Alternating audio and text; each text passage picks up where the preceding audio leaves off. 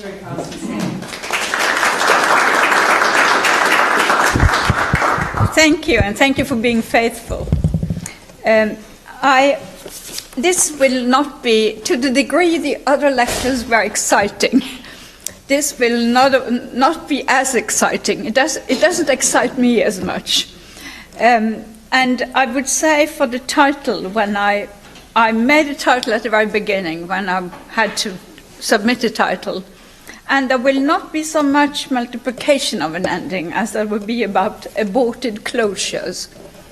But anyway, we'll see how it goes.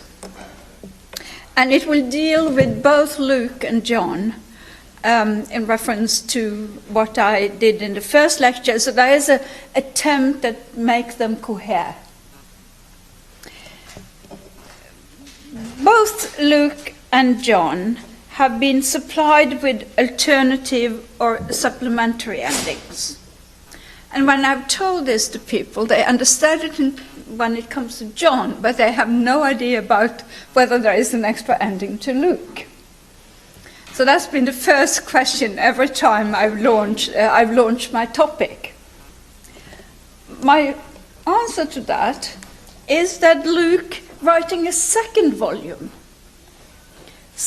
perhaps even quite some years later, I'm slowly joining those who think that Luke and the Acts particularly take us well into the 2nd century.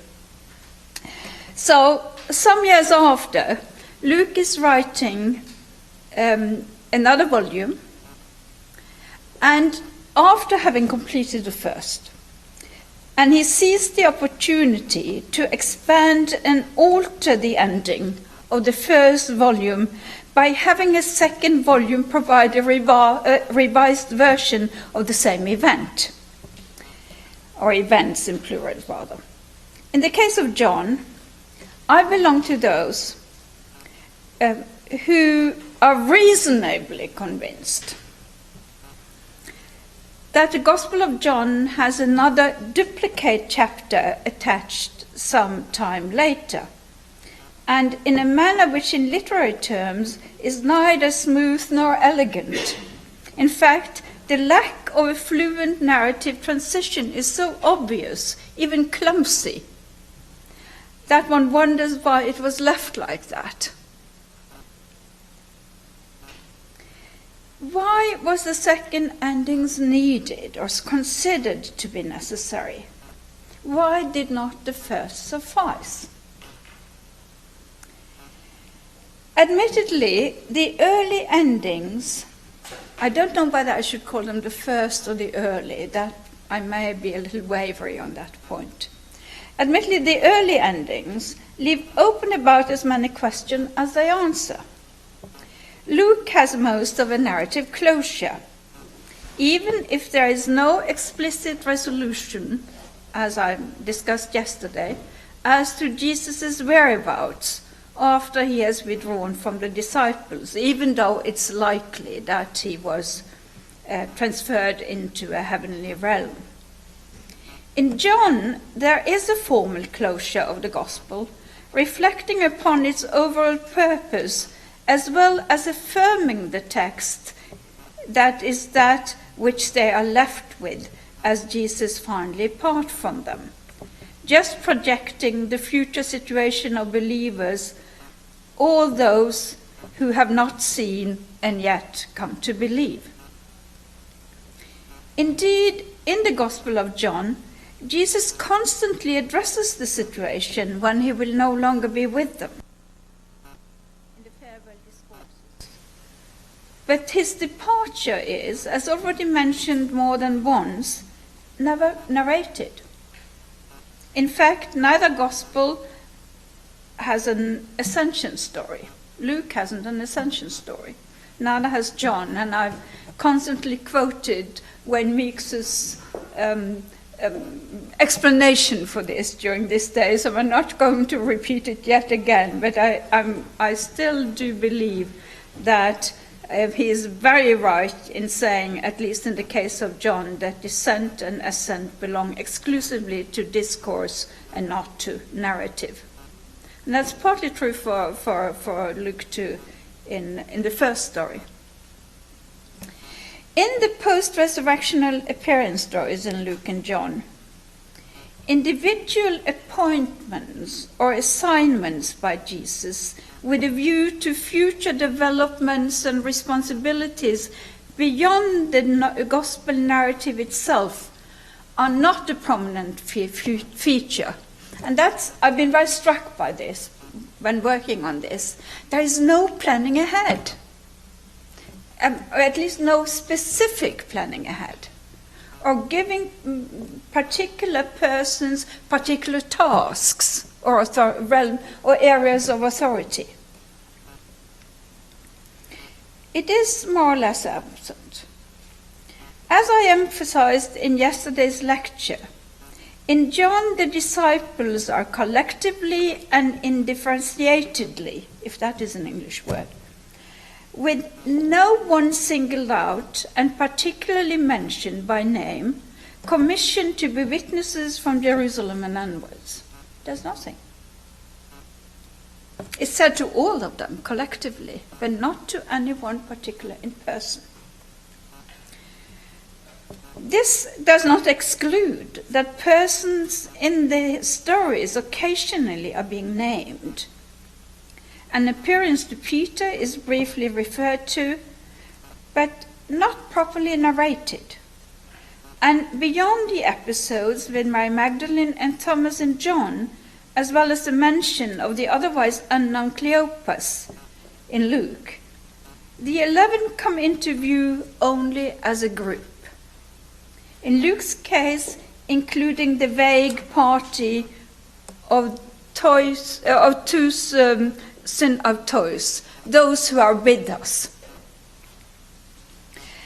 Both John 20 and Luke 24 include episodes where named individuals do play a role.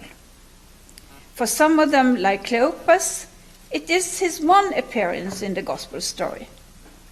This may not be without significance, but it is notable that on the occasions when Jesus formally issues a mandate reaching beyond the story itself, it is to the assembled group of disciples, even with some fringe associates, as in Luke 24.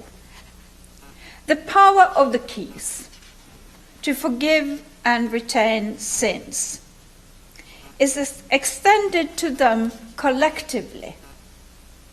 Neither does Luke establish an internal order in the group or distribute particular tasks.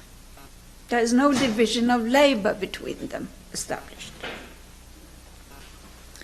It may, of course, be that this reticence in providing names, such as for Cleopas's companion on the way to Emmaus, point to the authenticity, since the tendency, as later traditions prove, would be to supply names to anonymous traditions by ascribing appearances to those who were later seen to be important in the church.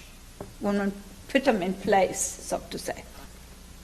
Which, in fact, is what we see happening in the second ending in John 21, and also what is ascertained as the apostolic community is established in Jerusalem, providing a future which also may be taken to bring closure to the story about Jesus in the sense that is, despite its continuous impact, made to beginning and thereby also past history. So it brings closure to the story about Jesus because despite its continuation, it defines it as past history. As already mentioned yesterday, Luke, like John, but differently from the promise of the ubiquity of the Almighty in the concluding scene in the Gospel of Matthew, sees Jesus as having departed and from above fulfilling the promise that the Holy Spirit be poured out. However, to speak, as some have done, of an absentee Christology, that is not only his physical absence, but also the present inactivity of the exalted Lord, is to take it too far. In Acts there are, however, extraordinary accounts of 2 appearances from above. To Stephen, where he appears as the Son of Man, not as Jesus, but as the Son of Man, and that's important to me. To Stephen and to Paul, more importantly, it is the exalted Jesus, the light being, which is not recognizable in flesh, who, according to Acts 2:33, pours out the Holy Spirit that possesses, inspires, and guides the followers of Jesus, but without ever becoming their permanent possession. They don't own the Spirit. It's again and again given. Luke, his second and later volume, The Acts of Apostles, begins with an adjusted and more profiled version of the events with which the Gospels end. The events with which the Gospels end, sorry. It also represents a far more explicit and elaborate story than the one first told.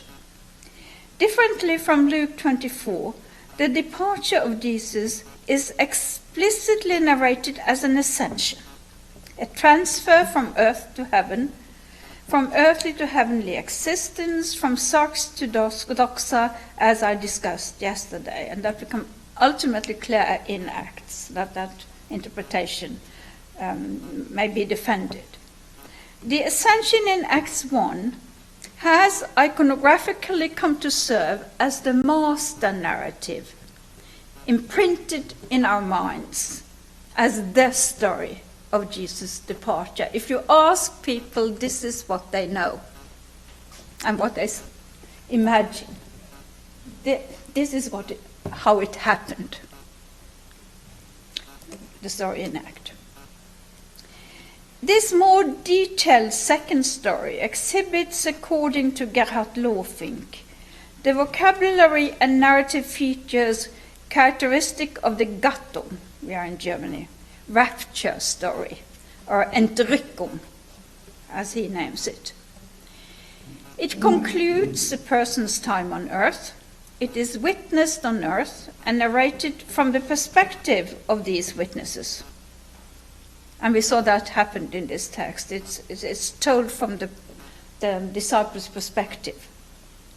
In contrast to heavenly journeys, where the traveler is bound to return in order to communicate what he has seen or learned, a rapture story assumes that the traveler remains in heaven and does not return. It also differs from the category of assumption in that it involves the whole person, soul and body, no traces left on earth. It is not just a mystical experience of exaltation or the elevation of the soul after death. A further and prominent feature of rapture is that there is no death experience. It represents a promotion to immortality and deification. And in a way, this would also be good for John. In the Greco-Roman tradition, rapture may have become a literary convention, with which Luke most likely has been familiar, as several motifs of his accounts reveal. The cloud, we have all the props in place. The clouds, the mountain, the visibility of the event as attested to by eyewitnesses, their joy and their worship. Arit Sweep, who is a kind of odd interpreter in this, but sometimes he has his golden moments, has critically expanded Lofink's use of primarily Greco-Roman sources and claims that even though the rapture category in early Judaism has become somewhat suspect, it was not uncommon towards the end of the first century, which would fit well with Luke. It developed according to a fixed pattern, which may be indeed recognized in the Lucan accounts in Acts. It includes an advance announcement of what will happen, an instruction often lasting for 40 days, for those who stay behind to ensure that the teaching will not perish. The terms analepsis and alambanomai are used to describe the event, and a set terminus ad quem of the raptured person's preservation in heaven and his return for an envisaged end. I mean, so it's a way of combining the rapture into heaven and the more eschatological schemes of an end to the earth. And you can have the chronological and as well as the spatial dimension combined in this over time. That is. The version in the Gospel in Gospel of Luke, is primarily a closing act. It is marked by terms of closure, and its perspective is that of the disciples, as just mentioned. Jesus is taken out of their sight. He is no longer visible and touchable in the midst, and he never again appears on earth in the form of flesh and bone.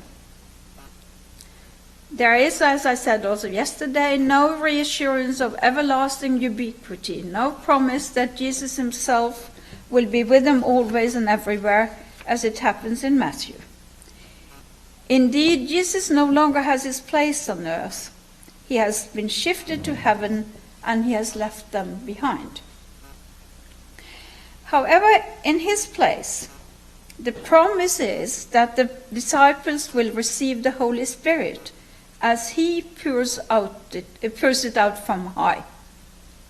The Spirit empowers and guides them, indeed becomes the divine presence on earth and in history, as the course of events continues to develop through a constantly ongoing process of promise and fulfillment, which is the Lucan pattern of historical development. In fact, Jesus had to move to the heavenly space in order for the Holy Spirit to come upon them. They can't be in the same place at the same time.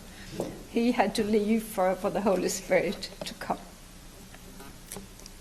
The first version of the ascension of Jesus in Luke 24 seems to follow upon the appearances of the resurrected Jesus within the very same day, and is marked, as we saw yesterday, by brevity. The explicit mention that he was carried up into heaven, as I've said already, is missing in some manuscripts, but the sense of departure is unmistakable, as is also the element of divinization as they worship him. It brings the narrative of Jesus' earthly life to an end. The second version, Acts 1, is the opening story of Luke's second volume. It serves together with the preface as a rehearsal of rather a bridge to the gospel. And there might be a time span, I mean, this is much discussed, of 10 to 20 years between the two writings. These are topics I'm changing my mind on for the moment, so I would have to leave that tentatively. However, it represents a far more explicit and elaborate story than the one first told.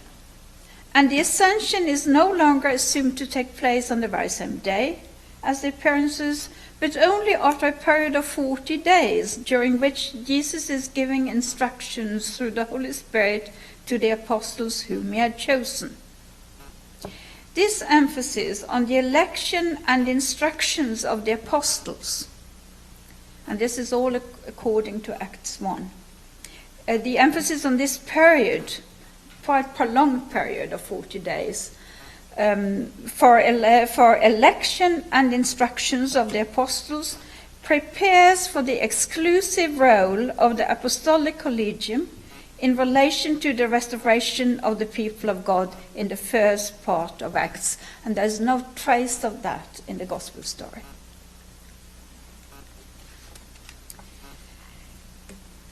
Differently from the early gospel version of Jesus' ascent. The more detailed second version exhibits, my goodness, suddenly has a duplicate.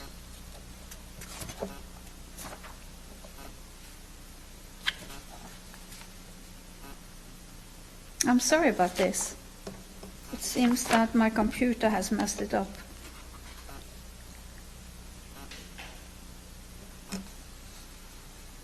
Okay. So I have to jump in my text and try to catch up with myself. This emphasis on the election, succession and instructions of the apostles appear then for the exclusive role of these 12, of becoming again 12 in Acts, in the restoration of the people of God in the first part of Acts. And this is possible only because of the gift of the Spirit. The disciples remain in Jerusalem, together with a crowd of about 120 persons, both women and men.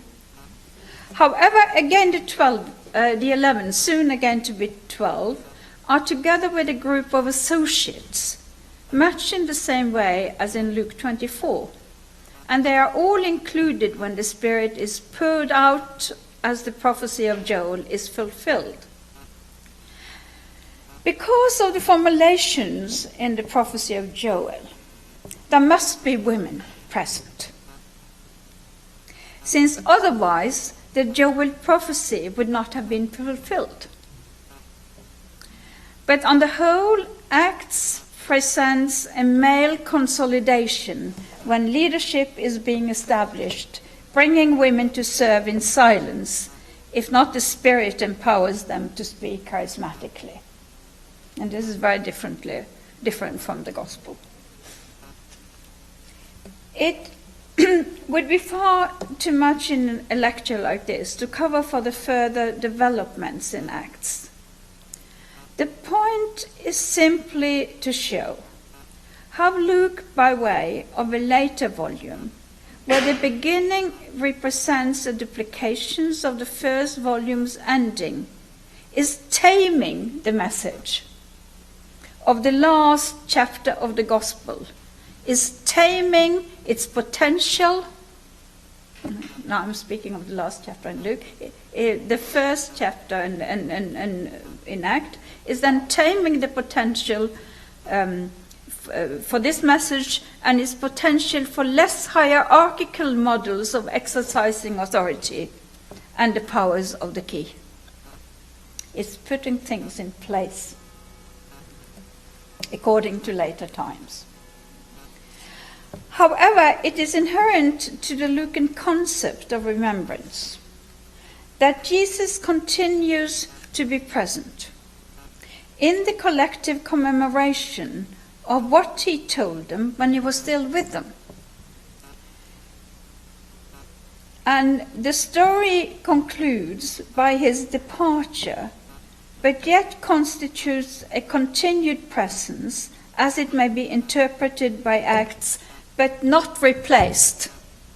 And that is important of the perspective of commemoration, that Act may proceed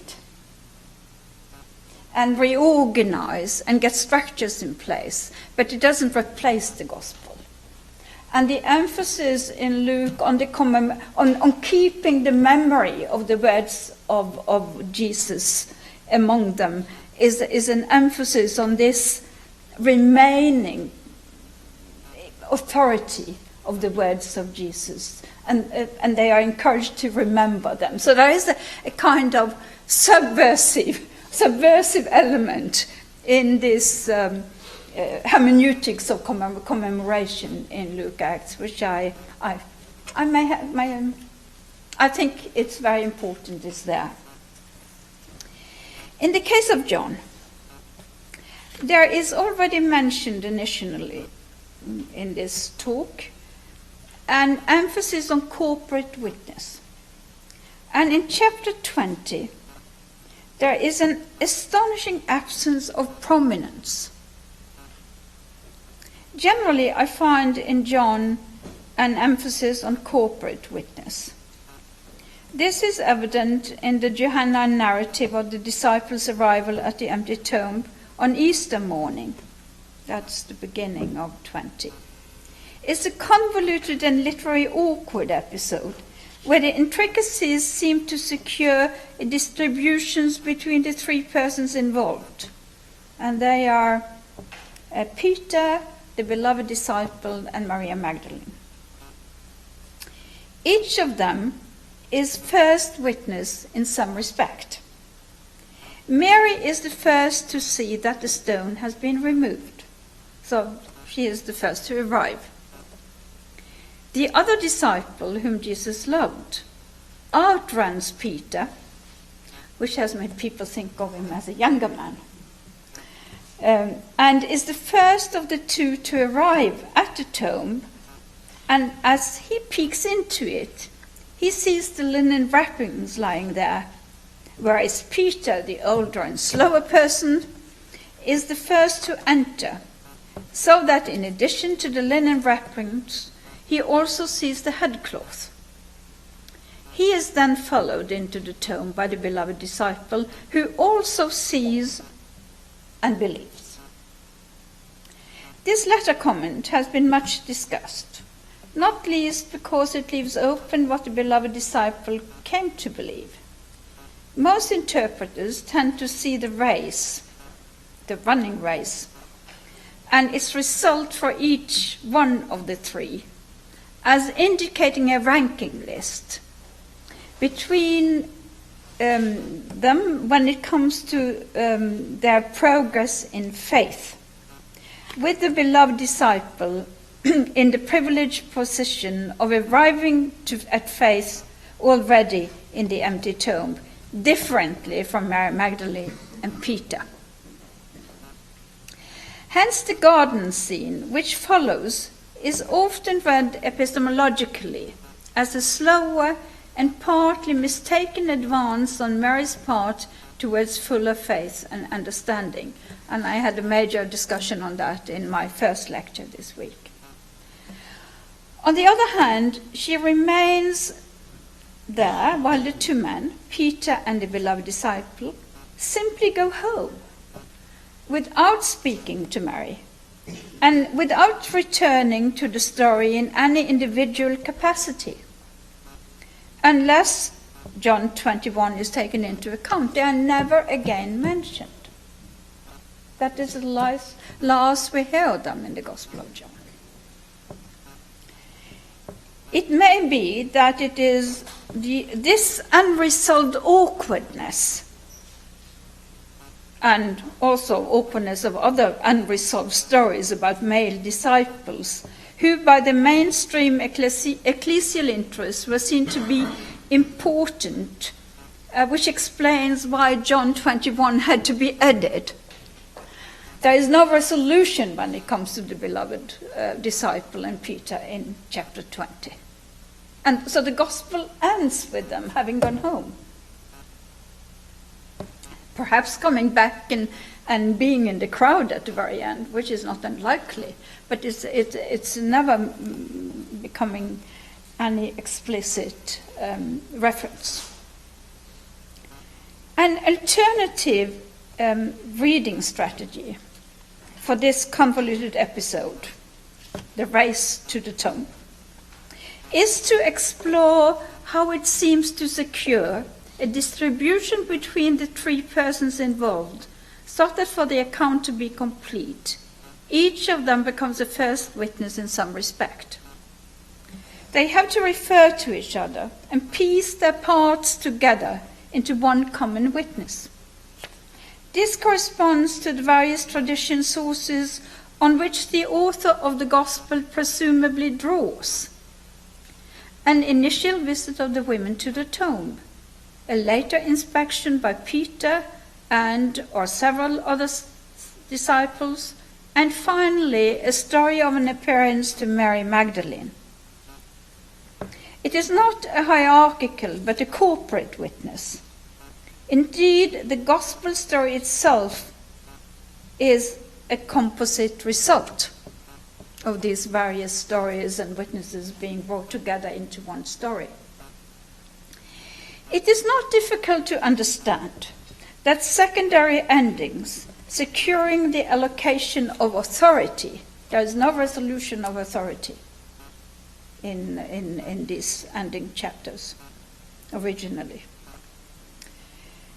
So it's not difficult to understand that secondary endings securing such allocation of authority, order, and future arrangements, as one later come to establish them, early began to circulate. One simply needed it to be in place. One purpose, or at least a function, of these second endings is that bridges are built across the time gap between the story and the reader, in the sense that the authoritative texts affirmed and even explained traditions related to an ecclesial framework of which later readers were part. Not only endings, but also replacements may serve a similar purpose.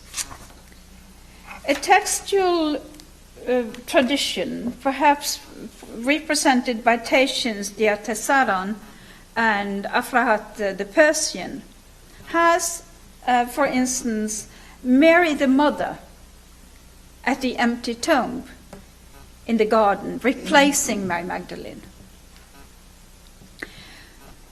So it's a move from the less respectable to the more respectable. There is a Coptic fragment in the Réveillot collection in Paris. And no one knows where it comes from. It's not attached to any volume. Provenance is highly unclear because it's been there for such a long time. But it's seen to be genuine. And it provides an example of this replacement. I'll read that out to you. She, and that's Mary the Mother, said to him with joy, Rabbi, teacher, my Lord and my God. There's an accumulation of titles.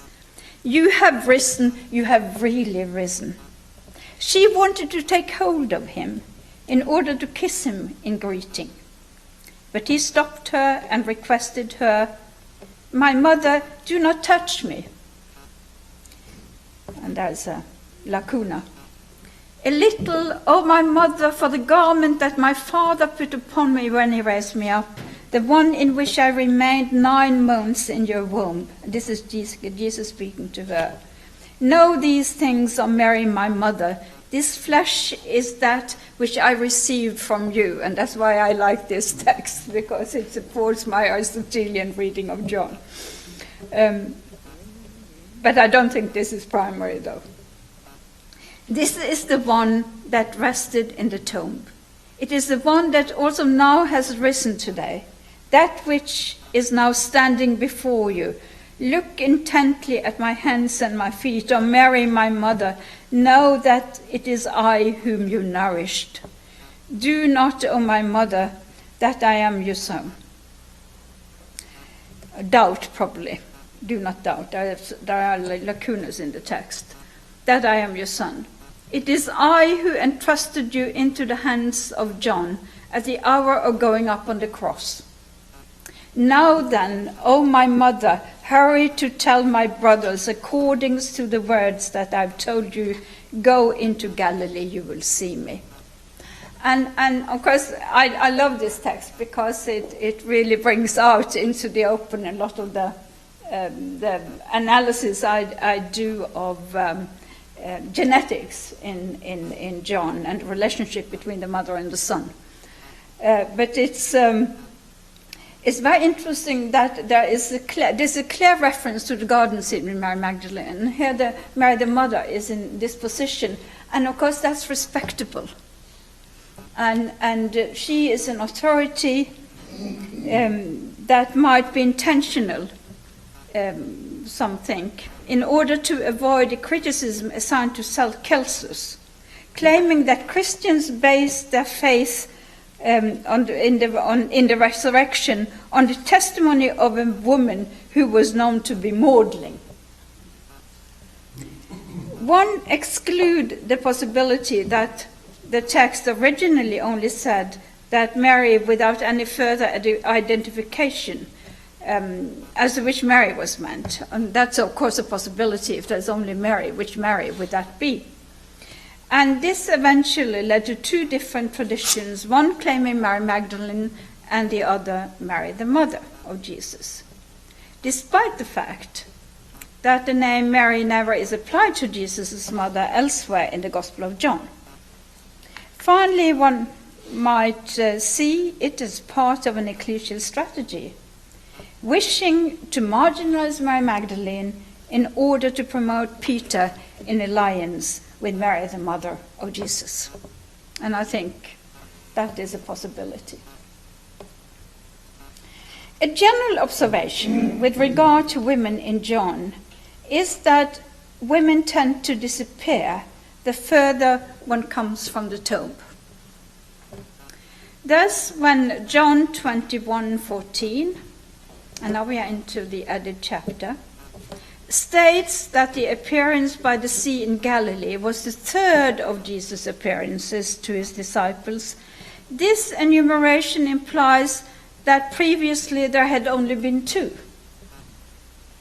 But if you count in chapter 20, there are three, if you include Mary Magdalene. If you exclude her, there are only two, to the full assembly of disciples. And so this is correct, only if the individual meeting with Mary Magdalene, in which I spent much time on in my first lecture in chapter 20, is not counted as an appearance or an appearance to a disciple. According to Adela Reinhardt, this not only excludes Mary from the group formerly designed as disciples, but also points to considerable tension between her and that group. When Mary's message in John 20:18, "I have seen the Lord," is followed by silence only, this implies that her authority, built up so carefully, is dismantled. And this happens then by this comment in chapter 21. It doesn't happen in chapter 20 itself. It happens because of this counting of appearances, numeration of appearances in the added chapter 21. This means that her authority, built up so carefully in chapter 19 and 20, is dismantled. Her report is superfluous and abortive. That's of no consequence in the text. Adela Reinhardt stops short of concluding that this reduces Mary Magdalene to a marginal and insignificant figure, but the text falls short of describing her as an important leader. We are left with a remaining ambiguity, which is further undermined by the total absence of women in chapter 21. There is no one. Here the male disciples, even particularly those on the margin in chapter 20, because they went home, are back in force with Simon Peter and the beloved disciples, those for whom a resolution is necessary after they went home.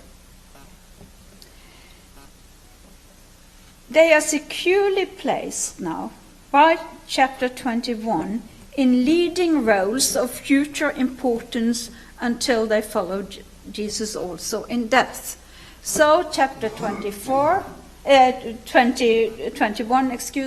has as a major purpose to get the two back in place.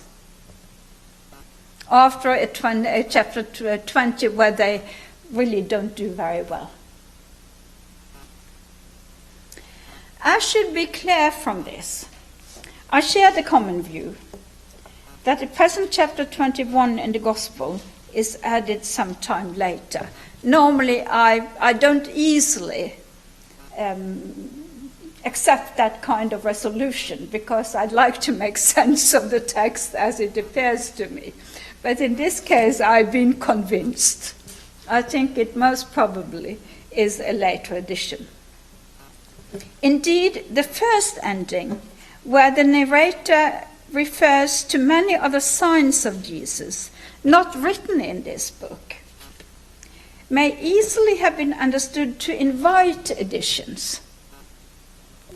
It's a kind of ending which is not unusual in antiquity, but it really invites people to add more information if they should have it, more stories. So may also the second ending, which after having identified the beloved disciple, the ending then of chapter 21, which after having identified the beloved disciple as the author, and thereby securing it as an eyewitness report, concludes with an hyperbole suited to fend off criticism about incompleteness. He says, I quote, "But there are also many other things that Jesus did.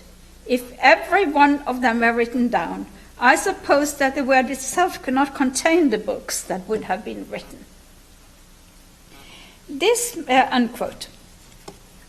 This means that none of the two endings provides a sense of final closure. There is still an abundance of unpublished material, and therefore no limits to its potentially further expansion. There exists what Beverly Gaventa, drawing on Davis McCracken, calls an archive of excess. That's a wonderful term. Gaventa sees John 20 and 21 as two separate endings. Parallel, she would like to keep them both. They are parallel yet relatively independent of each other, both following readily on chapter 19. They differ in their focus in that chapter 20 places Jesus, according to her, in the foreground with the disciples, their reactions and responsibilities serving as background for the resurrection of Jesus. Whereas in chapter 21, the disciples are moved to the foreground.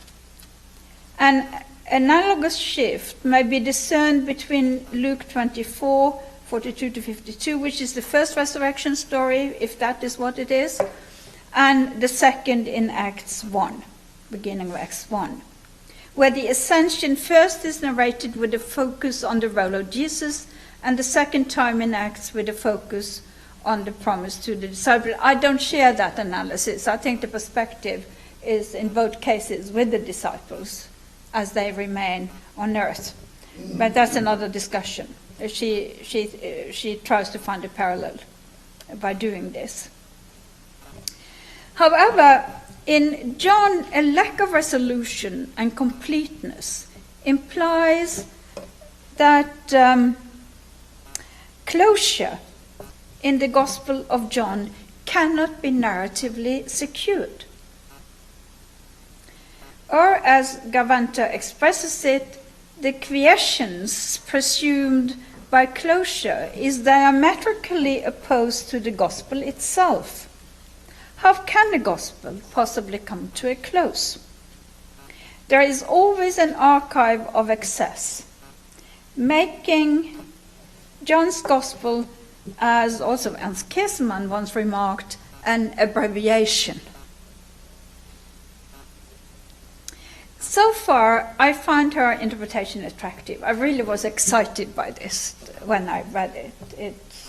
It's a marvelous expression, archive of excess, when it fits both the two endings of chapter first of chapter 20 and then of the 21 excellently.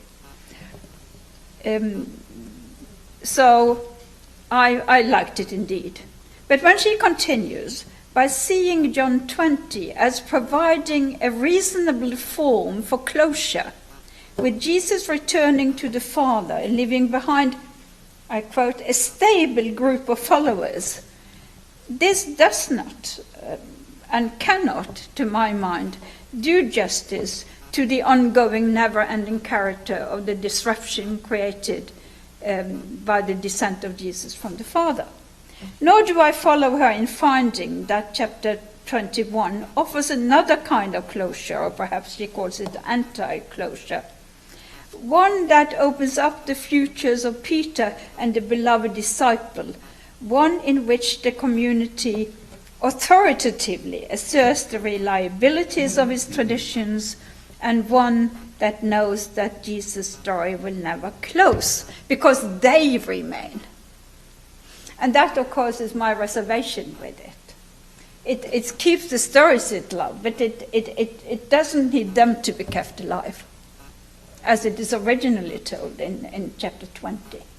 So this is chapter 21, getting the ecclesial structures of preservation in place and of authority in place. So my response to that is that it may not end as we know all too well, but it does close and limit what might possibly be contained and sustained by what follows. There is an element of censorship being introduced in this. Another playful approach to this is found in John Ashton, who may, in the Gospel of John itself, have discovered another archive of excess, even if he himself does not use those terms. Commenting on chapter 20, John 20, he finds that to attempt to make sense of John 20, 1 to 23, and the whole of the chapter until the very last story, as a continuous narrative, is, and I quote him, is to enter an Alice in Wonderland world where one event succeeds another with the crazy logic of a dream, unquote.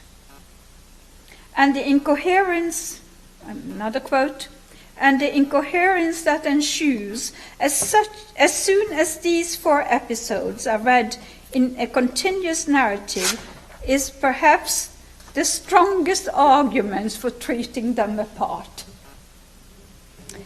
which of course was an advice I disregarded in my lecture on John 20 2 days ago, because I tried to make it make sense. And he insists that it's funny, it's entertaining, but it doesn't really make any coherence, a coherent story. However, treating them apart, which is what he would like, makes him notice, and this is the observation I find intriguing, that each of them, taken on its own, constitutes an effective ending to the gospel. This does not necessarily mean that they were composed as alternative endings, and it is extremely unlikely that they figured in successive editions. You could sort of think there were a lot of editions, and for every one there was another ending. And when the last appeared, you kept them all. And he doesn't claim that, though.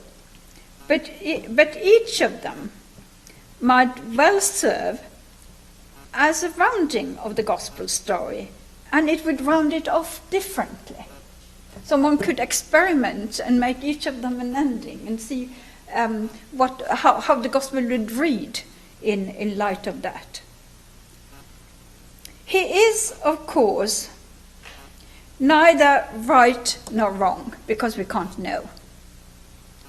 But he is just stirring the pot, so that it does not become too rigid and absolute, or that I or anyone does not become too rigid and absolute in their reconstruction of earlier versions. He is, in a way, he is making fun of us. And of course that is, while having a serious tinge to it, that is also provocative. And it made me think twice. I pondered quite some time on this. For many interpreters, endings are seen as second thoughts, as they address unresolved tensions begging to be resolved. Among such tensions in John is the rivalry between Peter and the beloved disciple, and they went home, not together but apart, in chapter 20. The beloved disciple's presence at the cross in chapter 19. The fact that he outruns Peter in the race to the tomb. And finally, him being the first to believe in chapter 20, if that is what it means, may be and indeed have been read as indication of his superiority in relation to Peter in John's Gospel. Simon Peter may seem to be cast as a tragic hero in a dialectic relationship with the beloved disciple, so that wherever one is, the other follow, but they are never really reconciled to each other. And someone even think, which I, if I'm really fanciful, would like to see him as a shadow, that they are each other's shadows, which of course is a literary strategy one could apply. It is to the beloved disciple chapter 21 attributes the authorship, not of the whole book, but of the added chapter. That would be my interpretation of that. At least of the expanded book and witness. But Peter can hardly be said to lose out. He is in the same chapter charged with feeding and tending the sheep, and is also the spokesperson on behalf of the flock, a mandate of which we are reminded whenever we are in the Basilica of St. Peter in Rome. It is nevertheless true that this is beyond the role of Peter earlier in the Gospel. For both of them, not again mentioned in chapter 20 after the race to the tomb, it is the addition of chapter 21 which makes all the difference in their cases between neglect and highest honor. This bears evidence to the fact that both the beloved disciple and Peter, when this chapter was added, had become authorities to which certain groups within the emerging Christianity felt affinity even after their deaths. In John 21, they appear side by side. Did chapter 21 present a remarkable shift in the perception of Peter in the eyes of the Johannine community? Adelweinas thinks that the relationship between the two of them is finally left ambiguous, and I agree with her on that. On the one hand, the beloved disciple does no wrong. He makes no false moves. He offers no occasion for rebuke, and is placed in the most intimate relationship with Jesus. On the other hand, Peter, while flawed, is entrusted with the care of Jesus' sheep. He is authorized to speak for the disciples as a group and does his best to remain faithful. There's certain helplessness over him, clumsy helplessness over him. However, the third person, indeed the one who was at the tomb even before the others, and the first to whom Jesus revealed himself. In this epilogue, or chapter, or whatever, some call it epilogue, some call it annex. In this epilogue, if that is what it is, she is no longer in sight. Women are out. In recent conversations about this, when I've told colleagues what I'm doing, I therefore frequently have heard comments like this. Peter's restoration almost begged to be told, meaning John 21 had to be added to get things in place. A different and to me more important insight is that the Gospel of John could not be left with the ending it first had, since the readers were well aware of a further and more differentiated development. The purpose, or at least the function, is therefore to bridge the gap between the story and the reader, in the sense that it connects with other traditions related to an ecclesial framework with which later reader may have been familiar. I would be willing to concede that for this reason the added chapter 21 might be understood as an epilogue incorporating the gospel in the mainstream tradition defined particularly by a Roman context. But I don't like it. I would like it to have been left as it first was, ending with chapter 20. But we have to deal with realities, and particularly in this tradition, that is what we have. And it supports it as it is. But it has these inclinations which supports questions to continue to be asked. And that is, to me, my task as a New Testament scholar. And I'm grateful for any occasion to ask them, such as this. Thank you.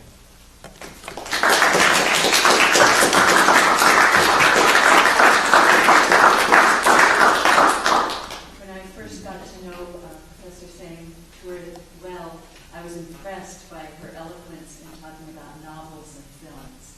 And I think she brings the same kind of eloquence to exegesis. Oh, thank you. Thank you very much. Even when I'm tired and my English just goes like that.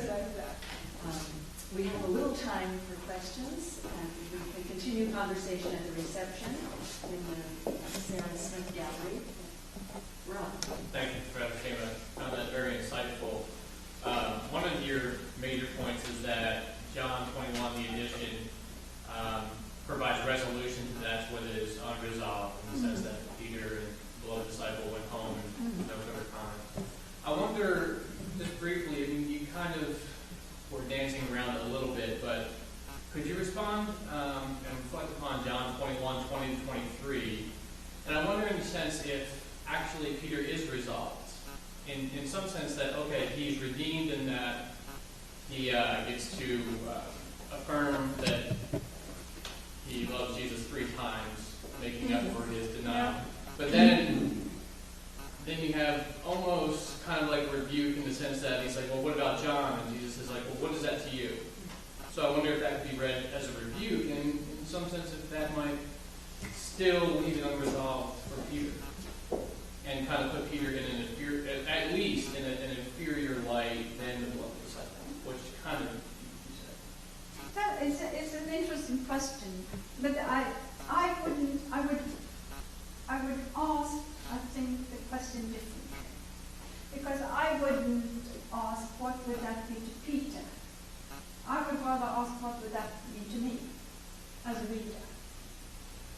Because in a way these are pools with which the editor in this case plays. And it also has to do, and that is very attractive with the Gospel of John, that personal characters seems to stand out. That is why it invites very easily literary readings. And this is Peter, always having something that's not enough, or something he would have clarified a little more. It probably means that it's resolved, and it also means that this is a text primarily from the Johannine tradition and Johannine community, trying to reconcile itself with the mainstream, with the kind of mainstream Roman probably tradition, having Peter as a hero. And that might, that's a very simple version of a very complicated question. But it's, I think that's underlying this, that he remains a little the same kind of person, but still there is a resolution.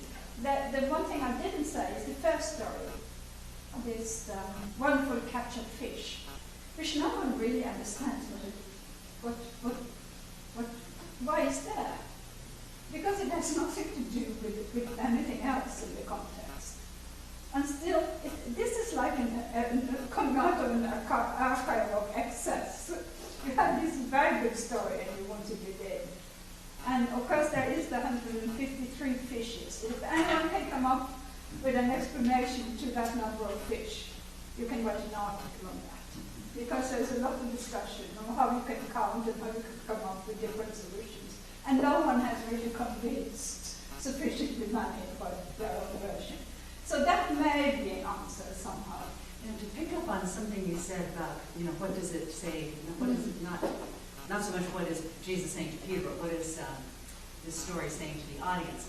If we think about the early audiences and the purpose for writing, would it make sense to you to say that, the saying about when you're old, you went when you were young, you went where you wanted, and when you're old, you'll be put where you don't want to be. And he said this to signify about what kind of death he would glorify God. And then about the beloved disciple, well, he didn't say he was going to live until Christ came back. So they both died in the meantime. Yes, they're dealing with their death in a way in this text as well. Yes. And that may have been why some kind of resolution between traditions. I don't know. So, but it's a challenging chapter because it has also in terms of emotional register so many components. But of course, I live in Bern, and this is the chapter in the text you're constantly reminded of. Every time you enter the St. Peter's, the text around the cupola is the text from here. It's a mandate to Peter in John. Yeah. So that is the papal mandate in today's Roman Church. Well, perhaps conversation can continue over reception. So let's thank you once again.